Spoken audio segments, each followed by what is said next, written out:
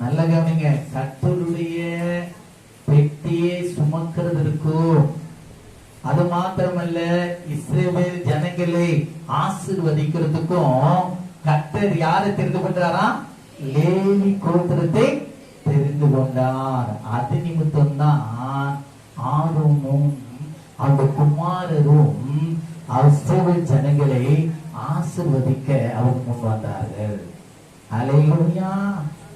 அவரை அவர் பிரித்தெடுத்தார். தேவனுடைய ஊழியக்கார சாதாரணமானவன் அல்ல, கர்த்தரால் தெரிந்து கொள்ளப்பட்டு பிரித்தெடுக்கப்பட்டவன். அல்லேலூயா. பின்வாங்கி போகிறவனா அல்ல. எடுத்து வாசிங்க. என்னாகமம் 6ல அந்த ஆசீர்வாதம் அவங்களுக்கு தான் சொல்லப்பட்டிருக்கு. எடுத்து வாசிங்க.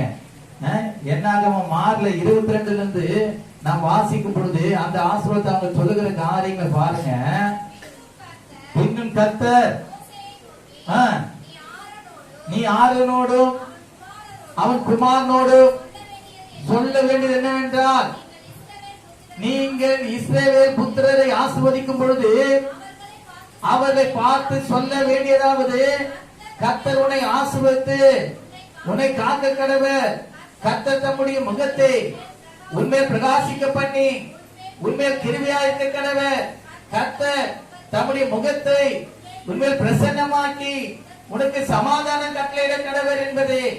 இவ்விதமாய் அவர்கள் என் நாமத்தை இஸ்ரவேல் புத்திரர் மேல் கூற கடவர்கள், அப்பொழுது நான் அவர்களை ஆசீர்வதிப்பேன் என்று சொல்ல. நல்ல கரந்தட்டி ரீமா நாமா ராமா ரீமா ஷகாத்னியா கலா தரா வாஸ்யா தரவா கரவா. ஊழியக்காரர் சொல்லுகிற ஒவ்வொரு வார்த்தையில தேவனுடைய வல்லமை விளங்கும். அவர் நாமத்தை கொண்டு ஆசீர்வதிக்கும் பொழுது அந்த ஆசீர்வாதம் உங்க சிரசின் மேல இறங்கும், உங்க வீட்டின் மேல இறங்கும், சகலமும் ஆசீர்வதிக்கப்படும். அல்லேலூயா, அல்லேலூயா.